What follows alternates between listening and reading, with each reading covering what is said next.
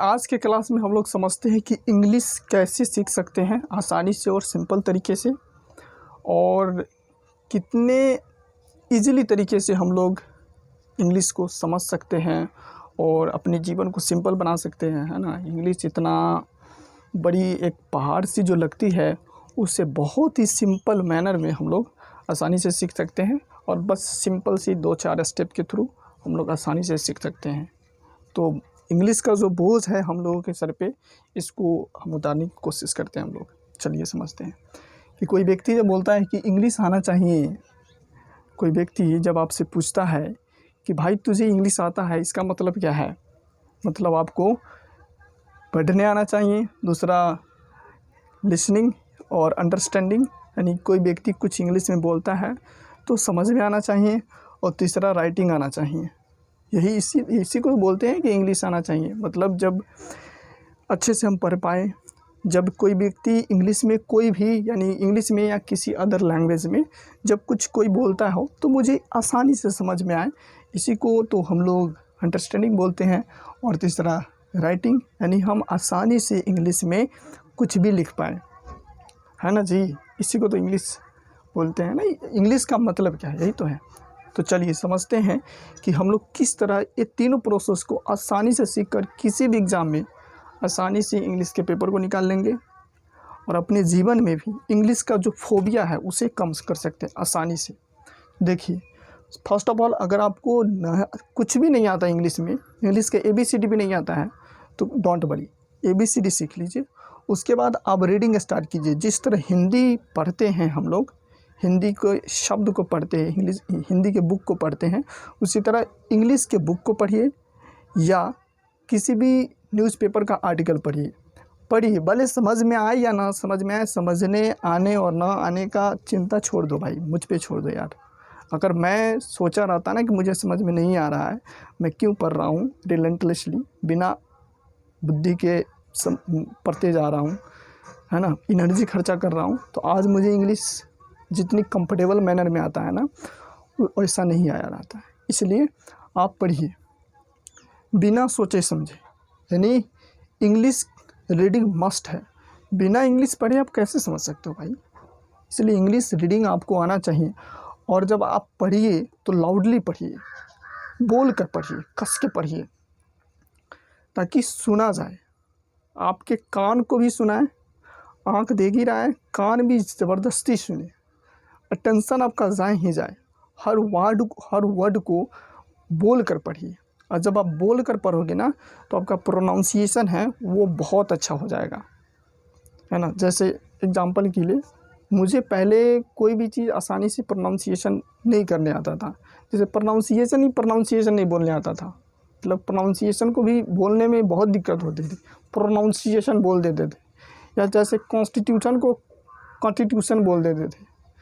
तो इसलिए जब आप लाउडली पढ़ते हैं ना, तो आपका प्रोनाउंसिएशन बहुत अच्छा हो जाता है, और आप कंफर्टेबल फील करते हैं, लगता है कि मैं भी कुछ कर रहा हूँ, अच्छा लगता है। उसी तरह आप इंग्लिश को सुनना स्टार्ट कीजिए। यूट्यूब पे किसी भी स्पीच को, इंग्लिश स्पीच को सुनिए। 1 घंटे 2 घंटे 24 घंटा में आप जितना भी सुन सकते हैं आसानी से सुनिए, बहुत हेल्प करेगा। रियली मैं दिल से बोलता हूँ भाई, बहुत हेल्प करेगा। और ये दोनों प्रोसेस करने के बाद कम से कम 2-3 पेज आप लिखिए। 2-3 पेज 4 पेज आप लिखोगे तो बहुत बेनिफिट मिलेगा। उससे आपको वर्ड करेक्शन, वर्ड में कोई गलती नहीं होगी, आप आसानी से सेंटेंस को समझ पाओगे, उस सेंटेंस के कंटेक्स्ट, कहने का क्या मतलब है, उसको समझ पाओगे। इसलिए आप रीडिंग तो कीजिए लाउडली, उससे आपका प्रोनाउंसिएशन क्लियर होगा, पढ़ने आएगा। दूसरा, सुनिएगा तो उससे आपका अंडरस्टैंडिंग होगा, और इससे बहुत सारे वर्ड भी मिलेगा। और यहाँ पे राइटिंग करने से आपका वर्ड करेक्शन होगा। जब ये तीनों प्रोसेस कर लोगे ना, तो back of the mind English fit हो जाएगा, इंग्लिश का सेंटेंस फिट हो जाएगा अपने आप। और जब फिट हो जाएगा ना, तो आप अपने आप ऑटोमेटिक बोलना स्टार्ट कर दोगे। वर्ड रटने का कोई ज़रूरत नहीं यार। मैंने अपने कैरियर में कभी वर्ड नहीं रटा, रट भी रहा था जब तक मुझे नहीं पता था ये प्रोसेस, तो मैं रट रहा था। रटता क्या कि पेपर भर के रट कर उसे अच्छे से याद करके फिर दीवार पे चिपकाता था, और दीवार पे चिपका देता, जब तक याद नहीं होता था तब तक दीवार पे नहीं जा, पूरा दीवार भर रखा था मैं। लेकिन उससे हुआ क्या, कुछ नहीं, याद रहेगा, जिस दिन याद करोगे उस दिन याद, 4 दिन याद रहेगा, उसके बाद भूल जाओगे। तो इसलिए वर्ड रटो मत, वर्ड को समझोगे लॉन्ग टर्म में याद रहेगा, बिना किसी टेंशन प्रेशर के। जब वर्ड याद करोगे, जब नहीं याद रहेगा ना, तो बहुत प्रेशर आएगा कि यार याद भी कर रहे हैं और याद भी नहीं हो रहा है, और 2 दिन 4 दिन में हम भूल जा रहे हैं, तो बहुत दुख होगा। इसलिए वर्ड रटोगे तो फंसोगे इंग्लिश में। आप सोच कर देखो ना, आप हिंदी सीखने के लिए हिंदी का वर्ड रटने गए थे क्या? नहीं यार, वही सुन कर आ गया, पढ़ना स्टार्ट किया हिंदी के बुक, वही आ गया, फिर पेपर वगैरह हुआ, ये सब में लिखते लिखते आ गया यार, हिंदी में कंफर्टेबल हो गया, उसी तरह इंग्लिश में हो जाओगे। टाइम टेकिंग प्रोसेस है, लेना पड़ेगा टाइम। आजकल जो कोचिंग इंडस्ट्री देता है ना कि 3 महीने में करा दूंगा, 6 महीने में करा दूंगा, 90 दिन में करा दूंगा, 21 दिन में करा दूंगा, इंग्लिश एकदम फरक्का इंग्लिश, फराटा इंग्लिश, नहीं होगा भाई, ठग लेगा वो। दिल्ली में मैं भी कितने बार ठगा गया, तो इंग्लिश के नाम पे मैं भी ठगा गया हूँ। इसलिए अब आप लोग मत ठगो, मेरा एक कम से कम काम तो होगा ना यार कि आप लोग मत ठगो। और वो लोग करेगा क्या, पैसे ले लेगा, लेट सपोज 5,000 6,000 10,000 ले लिया आपसे, और आपसे आप एडमिशन ले लिए, उसमें फ़ी पैसा दे दिए और पैसा आपसे ले लिया, और पढ़ाएगा क्या? वही सिंपल सी question, what is your name, है ना, what is your father name, आपका कलर चॉइस क्या है ना, and what is your favourite colour, what is your favourite movie. अबे भाई, इससे एग्ज़ाम निकलेगा, इससे तुम करियर में क्या कर पाओगे यार? कुछ नहीं उखाड़ पाओगे। यही सिखाएगा वो बोल ही नहीं सकता रीडिंग के लिए, क्यों बोलेगा? वो बोल देगा तो पूरा ज्ञान ना आ जाएगा आप में। तो रीडिंग के लिए वो अपना फालतू के बुक देगा, नोटबुक, और मंगनी में इंगेज होकर रटने को बोलेगा बस कि इस वर्ड को रटो, इस वर्ड को। कभी नहीं इंग्लिश आएगा, मुझसे लिख के ले लो, नहीं आएगा इंग्लिश, उस प्रोसेस से आ ही नहीं सकता इंग्लिश। हाँ आ जाएगा, क्योंकि वो भी मतलब याद ही करने का प्रोसेस है ना, दिमाग को तो उस तरह भी जा ही रहा है मैसेज, लेकिन जो इस तरीके से सिंपल मैनर में जा रहा है वहाँ पे बड़ी बोझ के तरीके से जाता है, तो उस समय भी नहीं आएगा। इंग्लिश लैंग्वेज है और लैंग्वेज टाइम लेता है दोस्त, इसलिए आपको पेशेंस रख के आपको ये तीनों पे काम करोगे। जब आपका ये तीनों बेस्ट हो जाएगा ना, तो आप ऑटोमेटिक बोलना शुरू कर दोगे, ऑटोमेटिक इंग्लिश में सोचना शुरू कर दोगे, बिना किसी टेंशन प्रेशर के। बोलता है ना कि इंग्लिश में सोचना शुरू करो, अपने आप आ जाएगा भाई। जब तेरे पास से पढ़ने का लूर नहीं है, जब तेरे को पढ़ने का लूर नहीं है, न कुछ समझने सुनने का लूर है, न लिखने का लूर है, मतलब जब ये तीनों प्रोसेस करोगे तभी तो तुम किसी भी वर्ड से, इंग्लिश के वर्ड से फैमिलियर होगे ना, उससे जान पहचान आगे बढ़ेगी, तभी तो जान पाओगे कि इंग्लिश के वर्ड भी कुछ होता है। जब तक सुने ही नहीं रहोगे तो क्या आएगा दिमाग में यार? बच्चों को सुना सुना कर उसको रटाया जाता है कि आपका पापा है, आपका मम्मी है। उसी तरह भाई, जब तुम पढ़ोगे तो तुम्हारे दिमाग को इन्फॉर्मेशन जाएगा, जो भी वर्ड पढ़ो भले उस समझ में आए ना आए, आपको पढ़ना है। लाउडली पढ़िए ताकि आपका हर चीज़ अच्छा हो जाएगा। मैं भी वही किया, जो मैंने किया वही बता रहा हूँ। क्यों बता रहा हूँ? क्योंकि ये बहुत ही बेस्ट वे है इंग्लिश लर्निंग का, और कोई दूसरा वे नहीं है। अगर कोई कुछ रटवा भी रहा है ना, तो उसके बैक ऑफ द माइंड यही है यार, और कुछ नहीं है। उसके बैक ऑफ द फिलॉसफी वही है, रट रट कर परेशान हो जाओगे, फिर बाद में धीरे धीरे चीज़ें याद आएंगे। तो सिंपल प्रोसेस क्यों नहीं चलते हैं?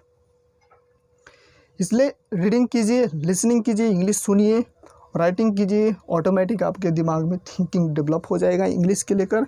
और बोल रखा हूँ ना, इंगेजमेंट विथ लैंग्वेज, यानी आप हर चीज़, हर एक्टिविटी इंग्लिश में करने की कोशिश कीजिए, है ना। तो try to do in English. आप इंग्लिश में करोगे ना तो बहुत ही एक इन्जॉयमेंट का फीलिंग आएगा, बहुत ही अच्छा फीलिंग आएगा, लगेगा कि मैं कुछ कर रहा हूँ यार, है ना। जब मैं कहाँ पे था, इंग्लिश में था, वहाँ पे था JTB नगर में था ना, तो कोई व्यक्ति था सामने से और कुछ मैंने बोल दिया, वो मेरे मुंह से इंग्लिश में निकल गया यार। मुझे इतना अच्छा लगा। इंग्लिश से निकला कैसे क्योंकि मैं पढ़ रखा था, सुन रखा था, तो मेरे बैक ऑफ द माइंड बैठ गया था, है ना, मेरे कॉन्शियस माइंड में बैठ गया था, तो वही बोलना स्टार्ट कर दिया। इसलिए आप एक प्रोसेस करो, पक्का इंग्लिश आएगा। नहीं इंग्लिश आएगा तो मेरे को गाली देना यार, तू आना इंग्लिश और कमेंट में गाली भर के जाना, बोलना कि साले तूने झूठ बोल दिया। अरे मेरा ऐसा कोई इरादा नहीं यार कि तुम्हारा लाइफ का 1-2 साल ख़राब करूं।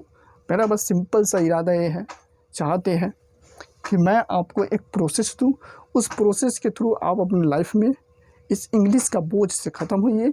और इंडिया में जो इंग्लिश का फोबिया है ना, क्योंकि इंग्लैंड वालों ने इंडिया को खूब मूर्ख बनाया, और इंडिया में जो इंग्लिश जान जाता है ना, वो अदर इंडियंस को खूब मूर्ख बनाता है। उसको लगता है यार मैं तो मतलब यही सीख लिया हूँ कि जैसे मैं ही हूँ इंग्लिशमैन, मैं ही पैदा लिया हूँ। ऐसा कुछ नहीं यार, इट इज़ अ लैंग्वेज, आप आसानी से सीख पाओगे। ठीक है, वर्ड वगैरह रटो मत, आप लैंग्वेज के साथ इंगेज रहो। आप इंगेज करोगे, पढ़ो, सुनो, लिखो, और कम से कम लिखो, कम से कम ज़रूर लिखोगे, इसमें बहुत सारा चीज़ हो जाएगा। और जब ये सारी चीज़ हो जाएगा तो बोलना क्या यार, आप हर एग्ज़ाम निकाल लोगे। कहोगे फिर भी तो ग्रामर आना चाहिए। हाँ, ग्रामर आना चाहिए, थोड़ा बहुत ग्रामर आ जाएगा भाई। इतने चीज़ करोगे तो ऑटोमेटिक आपके दिमाग में सेंटेंस फिट हो जाएगा। थोड़ा मोड़ा ग्रामर सीख लेंगे यार, कौन सी पढ़ी लगी, कौन सी इतनी बड़ी चीज़ है जो नहीं आ पाएगा। तो लैंग्वेज है यार, जब मेरे जैसे बिहारी बाबू सीख सकता है तो यार तुम क्यों नहीं सीख सकते। पूरा हिंदी मीडियम में पढ़ा मैं, फिर भी मेरे को इंग्लिश आता है यार। गार्डियन को मैं इजीली पढ़ लेता हूँ, अच्छे से समझ पाता हूँ। बेस्ट, इंडिया के बेस्ट पेपर को आराम से, इंग्लिश मीडियम में मैं यूपीएससी का तैयारी कर रहा हूँ। हर सब्जेक्ट कंफर्टेबल मैनर में मैं पढ़ रहा हूँ, समझ रहा हूँ। आप क्यों नहीं कर सकते, इजीली कर पाओगे। बस आप प्रोसेस को फॉलो करो, है ना। और ध्यान रखिए कि इंग्लिश लैंग्वेज है, this is not your life, है ना। इंग्लिश नहीं आया तो मतलब जीवन ही नहीं है, नहीं, बहुत बुरी थिंकिंग है दोस्त। मेरे साथ भी ऐसा होता था, मेरे साथ क्या, बहुत सारे बच्चे के साथ ऐसा होता है कि जब इंग्लिश नहीं आता है तो उसको डिमोटिवेशन का फील आता है कि मुझे साला इंग्लिश भी नहीं आ रहा है। लेकिन ऐसा कुछ नहीं, इंग्लिश बहुत ही सिंपल लैंग्वेज है, आप आसानी से सीख सकते हो। और सीख कर इसका एडवांटेज लीजिए, क्योंकि it is a global language.